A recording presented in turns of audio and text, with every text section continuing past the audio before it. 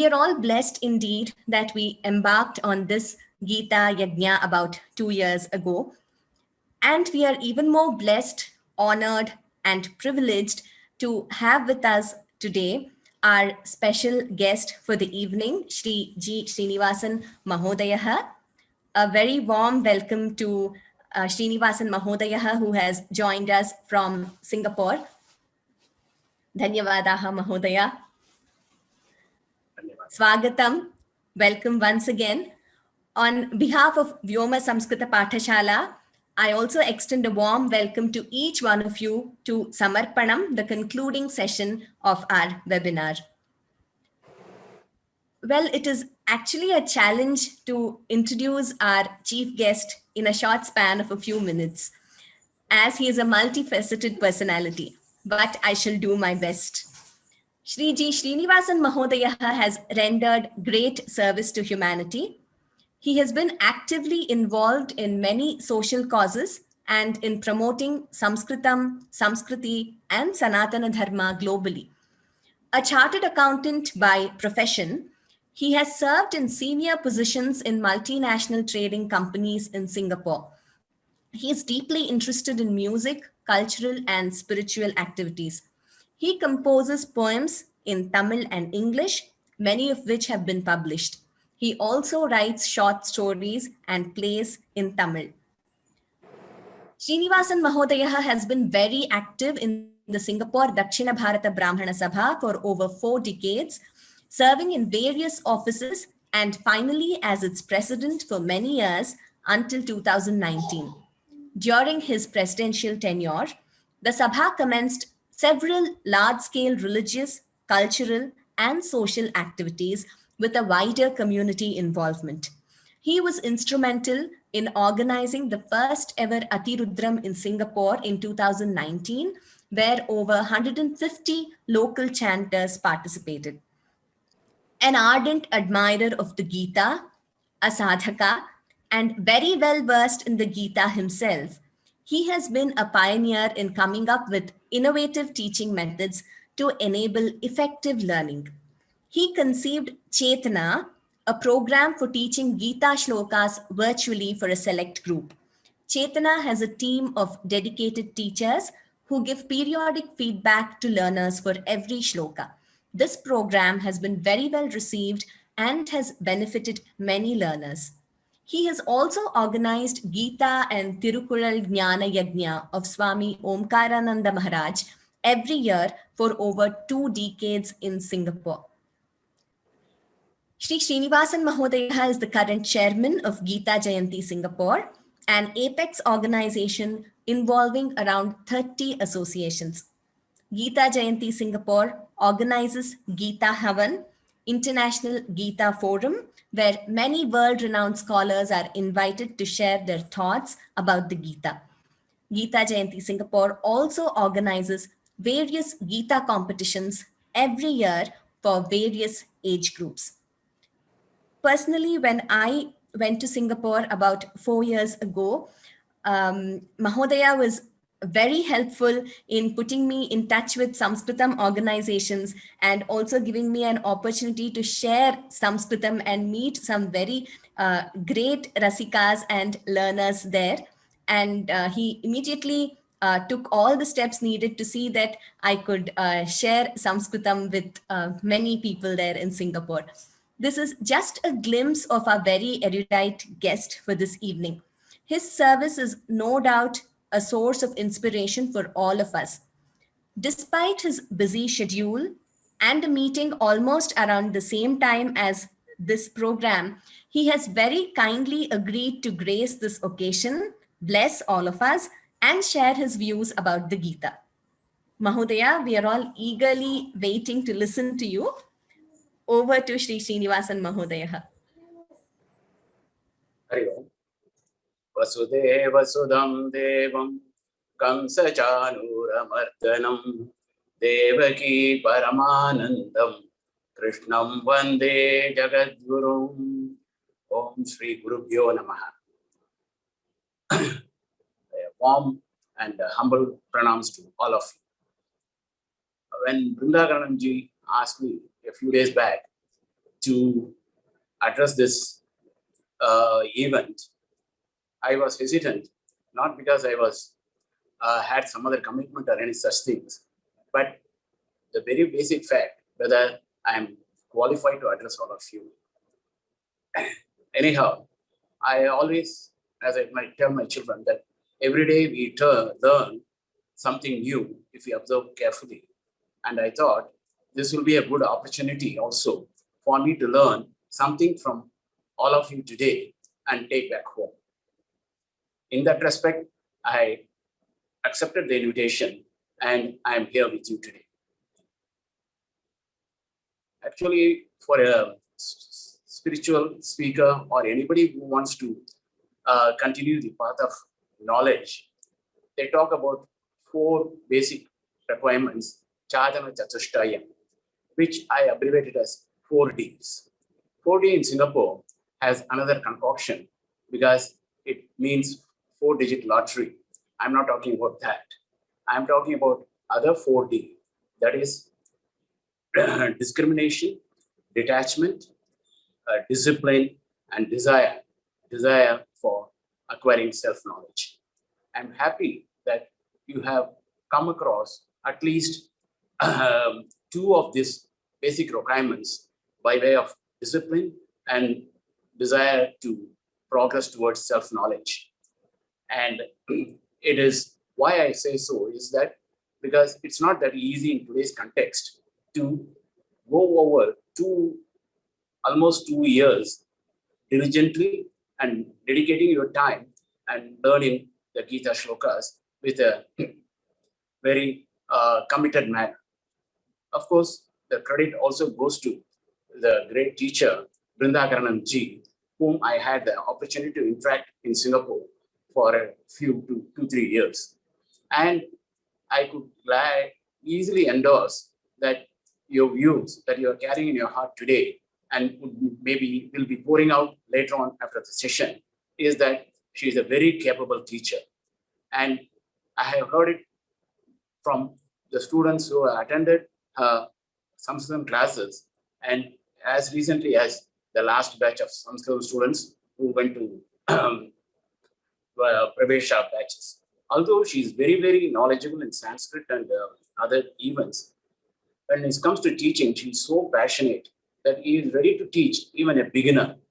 Pravesha in Sanskrit Bharati is a very beginner's course.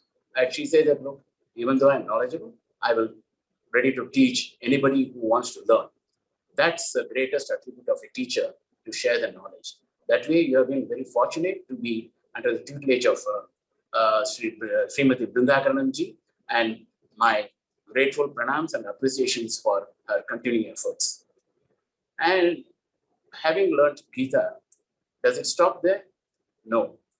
Gita is a shastra, a book, a scripture that is very relevant and applicable to many people.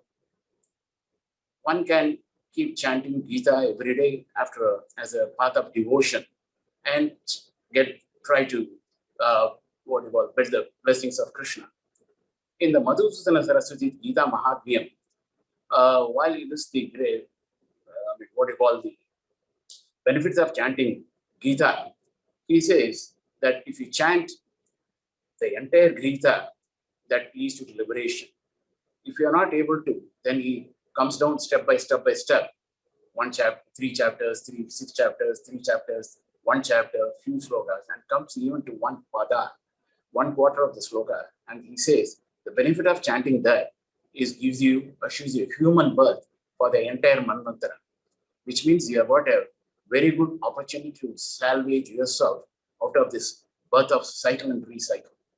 So that is the benefit of the Gita chanting. You could do that also. And if somebody wants to pursue the spiritual knowledge, the basic requirement are 3 Prasthanatrayam texts. One is Gita, the other 2 being Upanishads and Brahma Sutra. So that way also Gita is very relevant and continues to be important for a seeker who wants to acquire the self-knowledge. But I have seen here that from the little introduction I had, is that your student group varies from ages of 30 to almost bordering 80. So many of you might be in the path of your career, your homemaking, your home building, and children. I'm raising the children and so many other things. So you may say that, oh, I don't have time to pursue the spiritual knowledge that comes after retirement. Though exactly that's not correct, because all our great spiritual leaders and sadhus and swamijis, including Adi Shankara, did all that before even the age 32, 40 like that. Vivekananda is 39 like that. But yet we given a benefit of that kind of what do you call it, their argument, we could also say that Gita is very relevant even in your day-to-day affairs. I would say that how it is so, you could say that you can apply the lessons from the Gita or the teachings from Gita to your problems. You can take a shloka and do that. When I say that, teachers take a shloka and do that, it doesn't mean that I'm prescribing any kind of parihara. Please don't mistake that. I'm saying that take a shloka and contemplate on that. Take a relevant shloka and contemplate on that. Then you find the solution for that. Yet people might say, look, that happened years ago when Krishna delivered to Arjuna. That problem is different. So my problem is totally different. And I don't think Gita can be applicable to that. Let me tell you, man may come, man may go, but problems remain the same. Problems may acquire different rupas. This corona we are talking about had another form in the early last century in the form of epidemic flu, pandemic flu, that was also rolled up the whole world tipsy-topsy. So this kind of situation. Then you had plague and so many things. So likewise, the situations in life everyone faces is not new. It's something that has gone through the whole treadmill. It may be due to me, but not due to the world.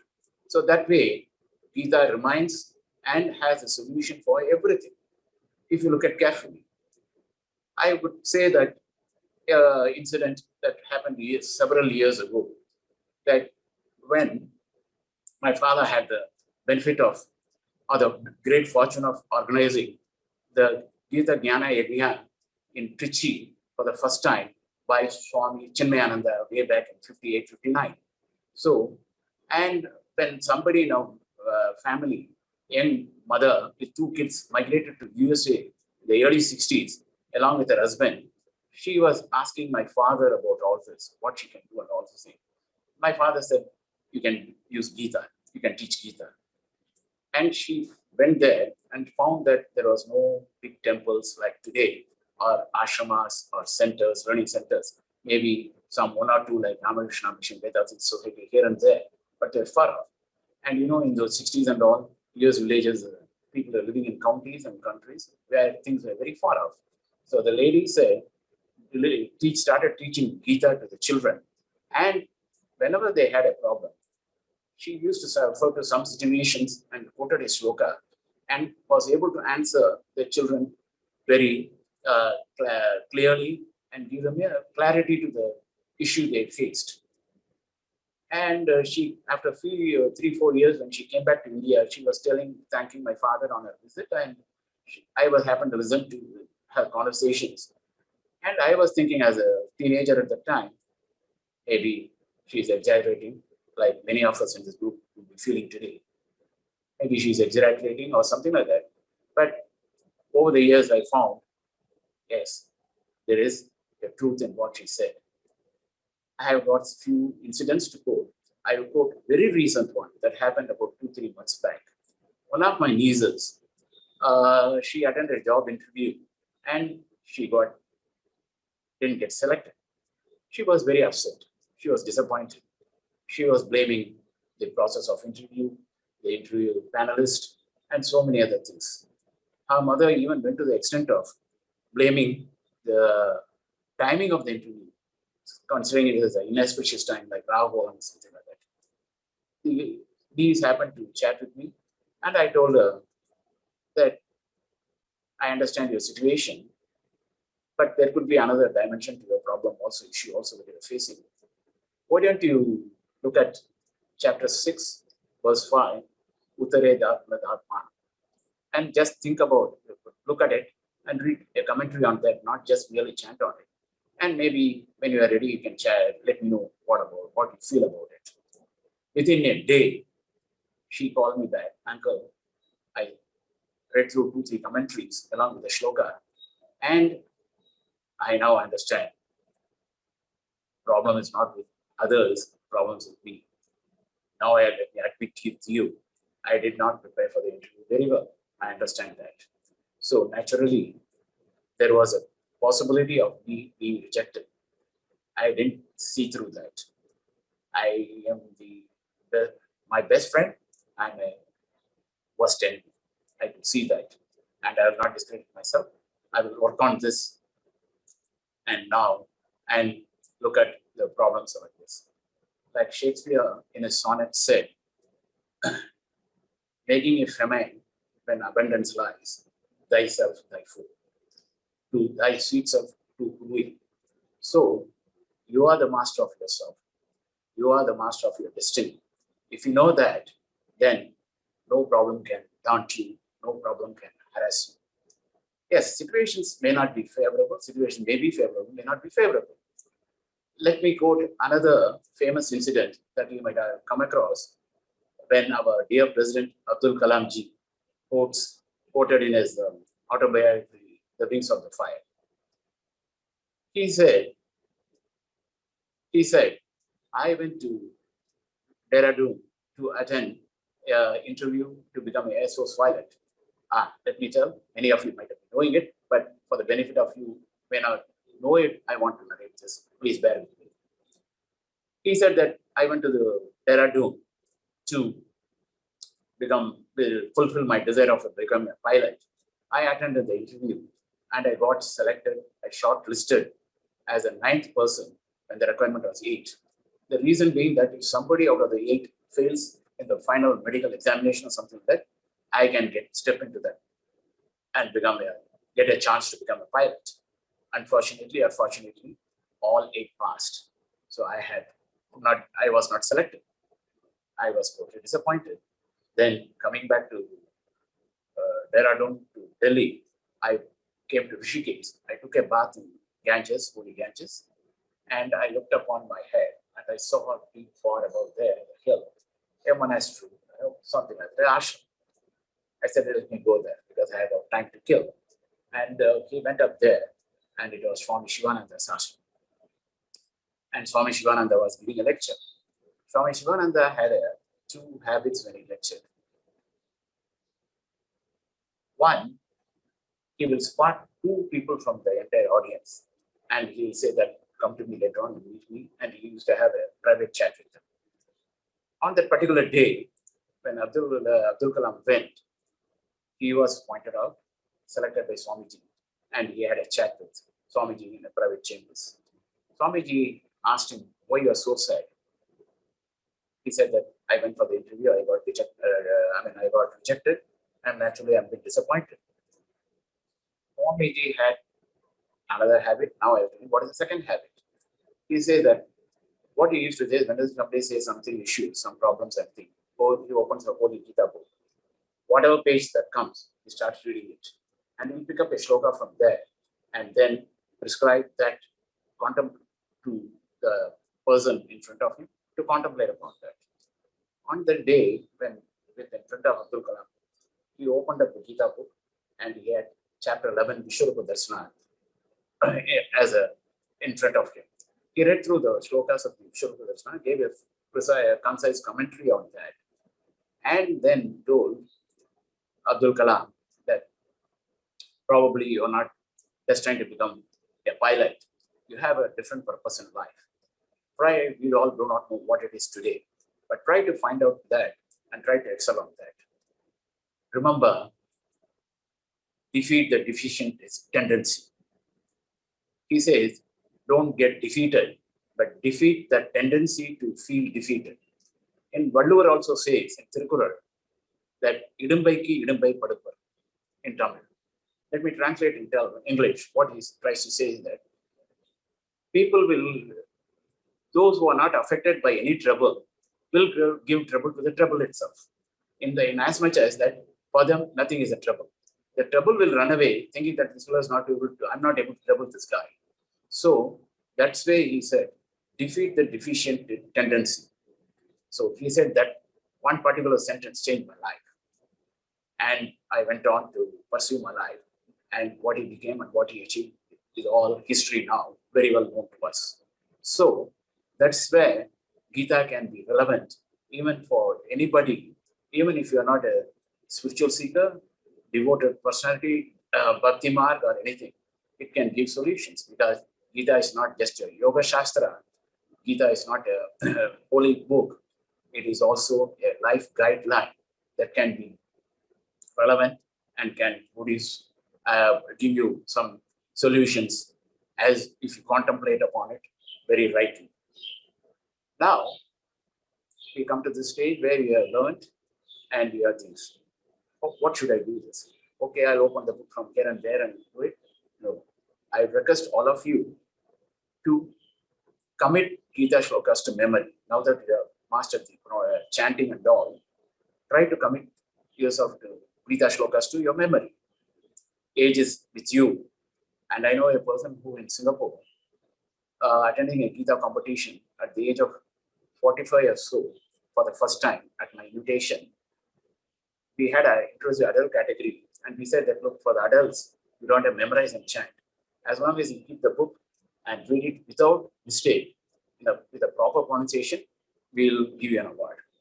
But believe it or not, the first time, 4 people who participated, the adults, they memorized that particular shlokas, about 20 or 25, and chanted it because they felt that if the children can do it, we should also be able to do it.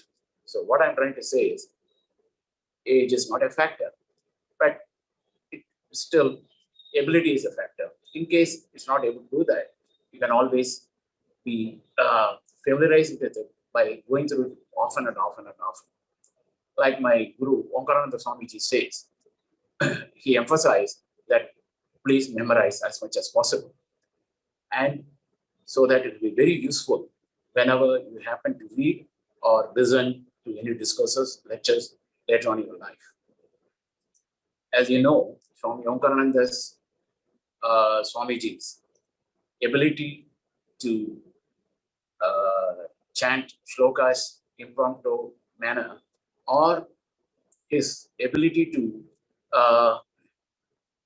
give cross references on the spot with various other relevant shlokas, be it in Gita, be it in Vedas, be it in what do you call the Bhartrihari's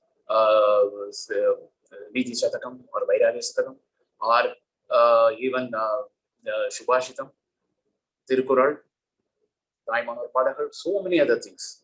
So, and several anecdotes also, he is able to do that. So, that's where he said that it will be very useful. I found that his ability to chant using the legendary, and I had an opportunity of understanding what he meant. In the early days of his lectures in 90s, whenever he used to attend the lectures or organize, he used to quote so many things. And when he tells a sloka, curious to know where it is, I try to open the book and say if it is Upanishad or Gita or whatever it is, Tirukural, I try to open the book and try to spot what is the shloka or Gita Kural is. And believe me, by the time I spotted, Swami would have gone miles away from where he was and would have probably quoted several other shlokas and several other things. So it's that way. It is very, very important that if you are able to commit this to your memory, it will be very useful whenever you are able to listen to any discourses anywhere. It will becomes very easy for you. And so I appeal to you all to do this. Now, as I try to conclude, I realize one thing, that I have been carrying coal to Newcastle. I have been trying to explain the phenomena of light using a torch, the broad day sunlight. Yes, I am referring to you. We have an in-house inspirational personality, Brunda Karanam. She is a multi-talented person, multifaceted, learning Sanskrit, teaching Sanskritam. She learns, she teaches, she memorizes, and she's done this. And all these people, what I quoted, have not gone through one other phase in their life. And I see that as she was conducting the whole course for the last 2 years, she became pregnant. And as a pregnant woman, she was teaching you. And as a young mother, also she was continuing to teach you, despite the demands of life in her, on her at that point, this particular phase. So it's very great that you had her as your teacher, continue having your teacher, and please be inspired by her and continue to learn Gita shlokas and teach to so many other people as much as you can at whenever opportunity permits for you. As Bhagavan says in the chapter 18, shlokas 68 and 69, that anybody who teaches Gita becomes endeared to me. Of course, it goes on to say that anybody who studies Gita and listens to Gita also becomes endeared to you. So you all have become a recipient of Krishna's kripa, and I pray that he continues to bless you and take you further and further in your pursuits, and be it laukika or spiritual. All the very best to you. Thank you. Sorry, I might have taken a little more extra time. Please forgive me for that. Wish you all the best. Thank you.